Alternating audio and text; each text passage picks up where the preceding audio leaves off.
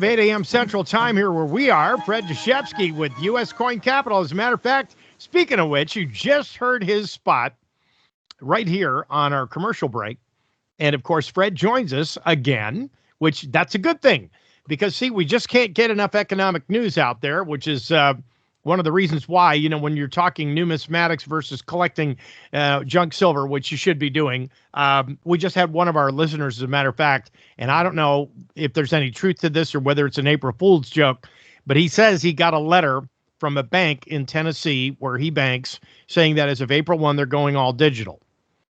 I don't know whether that's an April Fool's joke, somebody just in their right minds trying to freak people out. But I just, wait a minute, this is not what we thought was going to happen. And all of a sudden we got these banks that are starting to play this game with people. And it makes me wonder whether or not they're trying to precipitate a bank run. This really bothers me as far as this need to now start shoring up your portfolio with something other than U.S. dollars. It seems to me inevitably that the technology is going to push us in that direction. I'm not aware that we've gotten that far, that any bank is ready to pull the trigger and say, okay, we're going completely digital. And I'm not really sure exactly what does that mean. Does that mean that they won't hand you cash anymore, or that you can't deposit cash? Or, how does that translate into what exactly that they're saying? But, we have watched the evolution of technology over the course of decades. And it's always sold to the public on the idea that this is a convenience and that somehow this is going to make life easier for everybody. But in the end, it's always a stripping of privacy and a stripping of financial institutional overlook that, to me, becomes more and more apparent that they are trying to gain more and more control over all of the transactions that occur. And, of course, the big thorn in their side has always been cash. It's the worst case scenario for those that are trying to control an economy, is that you have private commerce that is conducted by, you and I meet on a street corner and I hand you a briefcase and, you hand me the goods and services and we both go our separate ways. So who knew about that transaction? Who recorded it? Who got their taxes for it, or who wanted to collect taxes for it that didn't? So I definitely see the goal from the banking point of view to want to move people this way. And I know there's a huge pushback from the public because, people look at these things these days and say, well, what's the real story? Is it really that we're moving to digital because it's a technology advancement? Is it something that's truly beneficial for the country? Are we somehow solving a problem? Or is it merely more banking and government overreach to try to get their hands in the pockets of average Americans and control what we do to the point where, you can start social engineering people? That's a scary thought. But see, the thing is, Fred, you know what I like about your 40-year background in this golden coin, silver coin industry with the United States of America, is the fact that your background includes studying psychology, poli-sci, and economics. And of course, when we're talking about stuff like this, I mean, they are all interrelated. You can't ask for a better commentator than, and with your background, than you coming on the show, talking to us about exactly how all these things fit together like a hand in a glove. And people need to understand that, once they get control of your bank account, if you have any bank account left, because if they take it and they digitize it and you have to start playing in ones and zeros instead of, I don't know whether M2, I mean, people pick up a checkbook and they write a check for something. Is that part of the digital equation? Because, see, they can track all this stuff. Sure. Well, M1, M2, and M3 used to be counted as a way for us, pardon me, within the public to keep an eye on how much money there was floating around in the system. So, as we move to digital, I've always had a couple of problems with it. And, again, my background in psychology has helped me try to understand how the public is going to perceive this. And I've watched over the decades how things unfold and the reactions. And, you get two groups of people. You get the people who are kind of aware of what's happening, and their immediate knee-jerk reaction tends to be a little bit of a pushback. It's like, well, wait a minute, I'm not too comfortable with this. Let me kind of filter through it a little bit and maybe, check it out a little more thoroughly before I just sort of accept it. But then you get the bulk of the people who pretty much just go along with whatever they're being told to do because, and I'll say it flat out, they don't know enough to know better. And it's not their fault. It's, people have their lives and their families and their jobs and their careers. And these are the things that they pay attention to. They don't pay attention to a central bank behind the scenes and what they're doing, or whether they have some sort of underlying concept that they want to unfold slowly to change the nature of how commerce is conducted or control of a country by virtue of controlling its money. I don't think people see that, but what happens sometimes is that these things blow up and there's some sort of event, or some person has a horrible experience, and then everybody starts second guessing. So, we are in a weird world right now because we're on the precipice of a number of these changes that I think technology is going to force our hand one way or the other. I don't think 10 years from now we'll be talking about using paper money anymore. I really don't. I don't think this happens overnight, but it does change several things. And one, of course, is that control. And this is a huge concern from my point of view of the sovereignty of the individual American. So your right to live your damn life the way you want without somebody telling you what to do or how to do it is essential in America. This is the foundation of what our forefathers gave us as a country. This was the platform they left us. And in that, they spent a considerable amount of time making sure the monetary system could not be used to alter the way the public's lives should live. So they created a system that they thought was foolproof. They based it on a real value, something tangible, gold and silver. They discussed the quantities. They came up with ratios between the two metals. Originally it was 16-1 was supposed to be the relationship between gold and silver. Well, that today, 2040 gold, that would make silver about $130 an ounce, which means it's ridiculously underpriced at $23 right now.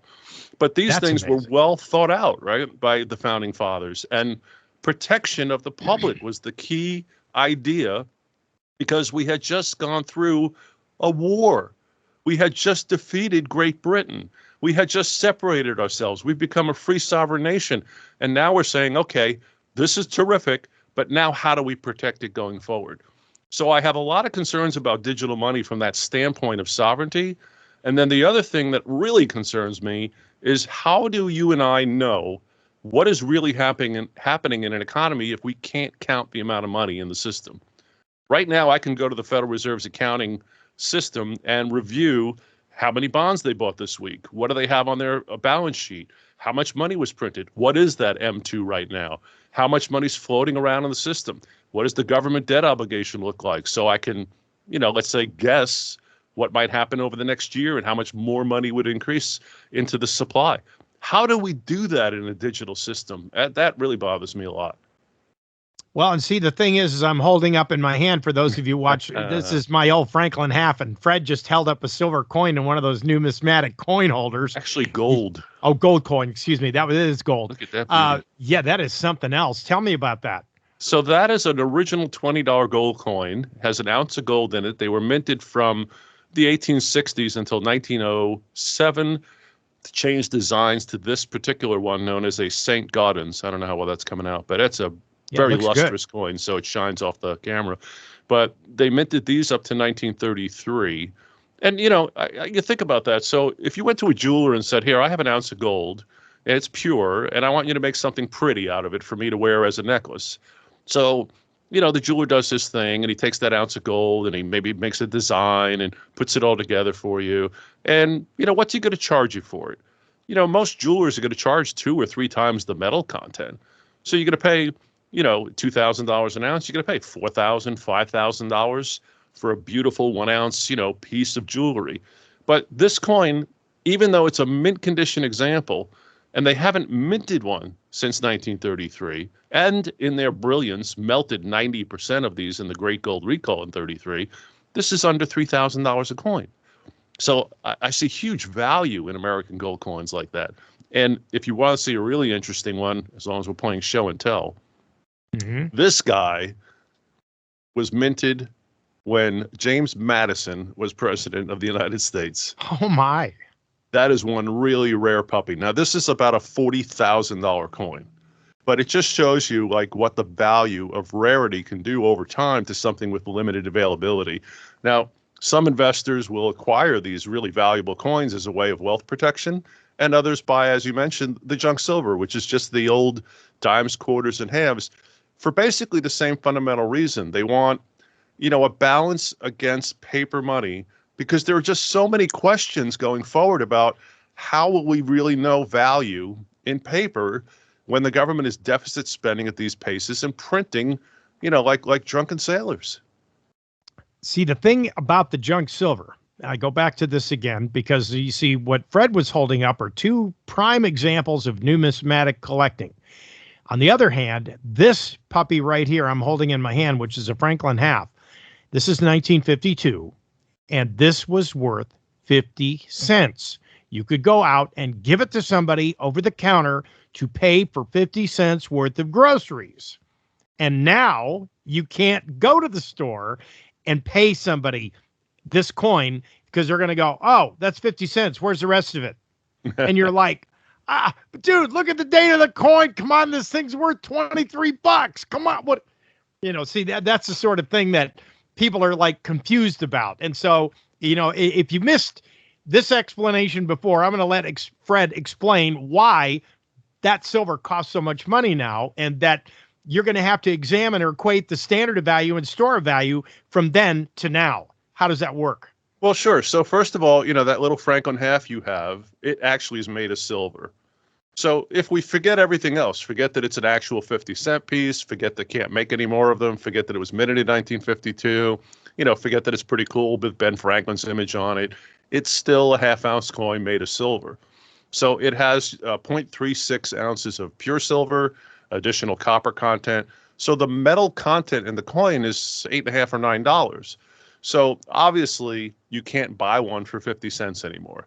So if you were out looking to purchase one of those, it's going to carry a little value over the metal content that it's made based upon availability. The reason that James Madison coin has that $40,000 price tag is not because it has $40,000 worth of gold in it. It's just that it's so rare and there are so few that exist, especially in that kind of condition. That's one of the finest examples that's ever been seen. They are really valuable, way more than just the metal they're made of. And that is something that really holds up in a lot of other things around the world. I always used to use art as a great example. If you had a Picasso painting and somebody said, well, I added up the amount of canvas and, I calculated the wood and how much the paint would cost, and I came up with a fixed cost of, let's say, $300. Well, I can't buy a Picasso for $300. Why is that? Well, it's because we've assigned a value to it way beyond the things that it's made of. And that is attributable to the fact that he can't paint anymore, the man is gone, and that there's a tremendous market demand for the existing examples of what he produced. With U.S. coins like that Franklin half, this is legal constitutional money that people have relied on and believe in because it was the form of money that's assisted the United States for hundreds of years before we fell off the idea of using this as a standard. And we only came off that standard because the government couldn't maintain it anymore. They had to start lying to the public and saying, look, we're supposed to, by constitutional rule, remain on a silver standard. That's never changed. Article 1, Section 8, Section 10 gave Congress the authority to create and regulate money and created the system of gold and silver coins. Alexander Hamilton was our first banker. And let me tell you something, this man was seriously educated. He did not come into this without knowledge. He had studied European banking. And when the Constitutional Conventions ended and we had separated from England, Hamilton was the first one to suggest the U.S. Mint and produce coins of this type for the public to support the need to protect them against politicians or who knows what would come up in the future. So there was a lot of negative talk about Hamilton when they first came out, because it seemed like a lot of people said, well, you're just in favor of the central banks and controlling us and whatnot. I mean, there was a lot of blowback on him, and it come to find out a lot of the stuff was misplaced. Well, a lot of it was partly because he was an agent for the Rothschild family in America. So in other words, they basically said to him, you be our eyes and ears and try to support what we want to have happen. So, the British bankers and the European bankers, they looked at this situation and said, okay, we've lost the war. America wins, but we could still control these people if we get control over their banking system, let them have their quote unquote free country. If we own the banking system, I don't care what they do. So they established a system where they wanted to have a central bank, and Hamilton really pushed hard for that. And there was pushback from others who were very bright, but he won the day and eventually suggested that we should do this. But because of the cautionary nature of the way people thought, they only allowed the charter of that bank to exist for 20 years. And the idea was that after those 20 years, we would review it. And the public would get a chance to say, okay, how did they do? Did they do a good job of sustaining the value of money, or did it erode during their tenure? Should we renew their charter or kick them out the door and get new guys to come in? So every 20 years, we had an opportunity to review this. 1792 was the first bank. 1812 comes around. Well, Britain comes around and says, well, you guys aren't going to sign off on that charter? No, we're not happy with what's going on. They're like, well, we're going to go to war then. We're going to force you to do this. And part of the rationale for the War of 1812, not only was the debate over the high seas and who had control, but it also had to do with this monetary battle. So it comes around another 20 years, and now Andrew Jackson is president, and he is so infuriated by the way the bankers are managing money, he refuses to sign off on that charter, and his Secretary of Treasury, who's aligned with the bankers, wants to sign it. He fires the guy, and a second guy, and a third guy, and he had to go through 7 Treasury secretaries before he could find somebody with the guts to say, okay, I'm aligned with you, and I agree the public's interest should be more important to what these damn bankers in Britain want. Wow. So the idea of the value of coins is so well entrenched in American history, and the idea that it's survived, think about this, our reflective view of time is pretty much predicated on our life. We think about things in terms of, you remember something from 10 years ago and 20 years ago, and I'm coming to work today and there's a song on the radio and it says, nobody's right if everybody's wrong. It was Buffalo Springfield. I mean, this is a song from the 1960s. Young people speaking their minds. And nobody's right if everybody's wrong. Yeah. Bad lines are being drawn. So we've had issues with government going back, and it got really bad in the 60s. And somewhere around the mid-1960s, from the 1790s, we make a decision that we're going to start altering the way we had done things. Because now we thought, what? We were smarter than the guys from the 1770s and 80s? No. It was because they couldn't maintain the standard anymore. The public was about to get really screwed. So by 64, they're pulling silver out of the coins. By 71, they're taking the standard of any metal against the dollar. And here we are now. The result of it is inflation is, constantly getting out of control. Government is constantly deficit spending, and it creates these needs for these bizarre activities of a government, a Federal Reserve doing quantitative tightening and quantitative easing and, having to sell the public. And now we are in this era where now we're going to move towards a digital system. How does this relate back to the original thought the founding fathers had of protecting the wealth of the public? I think we are moving so far away from it, it's going to become almost unrecognizable. Well, the bigger problem I have is, like when I get emails from people through our network, and the fellow in Tennessee that I referred to earlier in the show gets a letter from his bank saying that they're going to go all digital. My first reaction, like anybody else, I mean, if I was this guy, I would go, you know what? You're going digital. I want no part of your bank, and it's going to facilitate bank runs. You send a letter out, and you literally tell people this is what we're going to do. And it's not going to change anything. I mean, everything is still going to be ones and zeros, just like it's always been. It'll be a matter of convenience, except now you're just going to use this card and you're going to swipe whenever you want transactions done. And everybody's already using credit cards. It's so convenient now. But the problem is that the inflation, which has driven up the price of food and gas and everything else in this country, has also driven up the numismatic value of gold and silver. And the more they keep spending, the crazier it gets, and people have to fall backward. I can't see, Fred, historically, there have been bank runs.